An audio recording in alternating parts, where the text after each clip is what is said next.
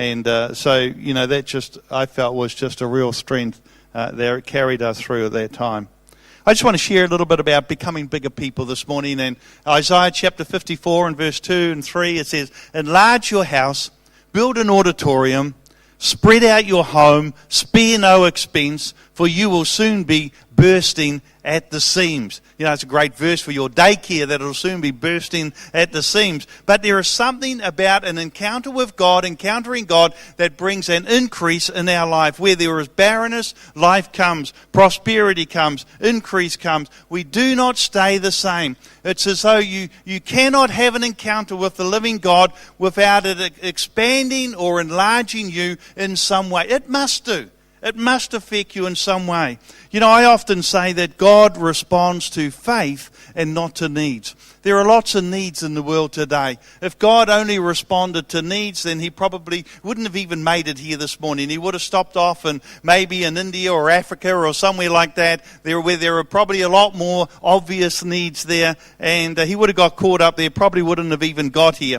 But when a man or a woman touches God in faith, there is an increase, there is a blessing. It's like the resources of heaven all of a sudden open up to them. There is an openness of favor that begins to come upon that person or that church or that organization, whatever it might be. And so this passage here says to enlarge your house, and soon you will be bursting at the seams.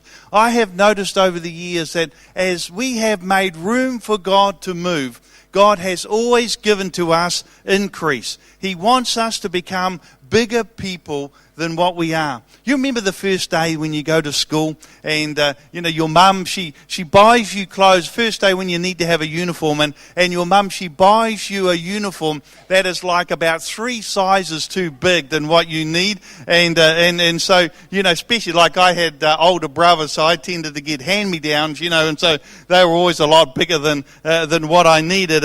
And so, you'd put this uniform on and, you would be expected to grow into it. And then when it came to college, your mum does the same thing. She says, well, it's got to last you the 3 years until you get into longs or whatever the senior uniform is. And so she'd buy you these trousers that would come down to here. I remember our daughter, we brought a skirt that came down to here. She rolled it up, hitched it up so it ended up here somewhere. And, you begin to grow into it. And so, you look like a real nerd.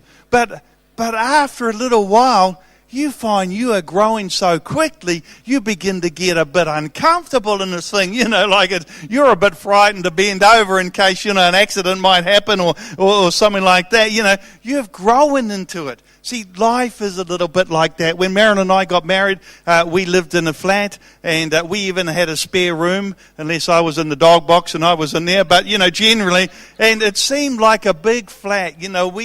We had lots of room. But then family came along, and so we built a house, and it wasn't a big house. It was just sort of a basic house, and then the family kept growing, so we extended the kitchen and added a family room onto it, and then we needed more bedrooms, so we put some more bedrooms above, put another floor on above the existing bedrooms, added some more bedrooms, and then, we just needed more space.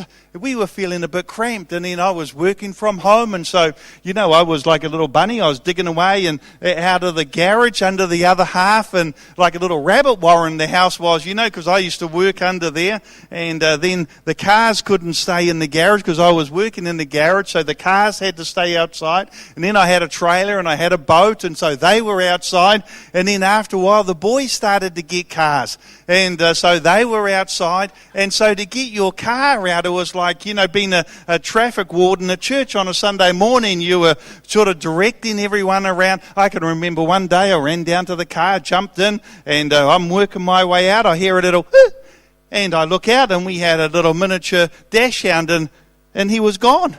And one little squeak, and he was gone, but it was a bit rough, but But then added to that, there were other dogs and cats and tropical fish and turtles and hens and ducks and pet possums and budgies. And I was getting squeezed out of our home. We were just getting bigger and filled every space because the family was increasing. And I had to grow with it. My responsibilities were increasing.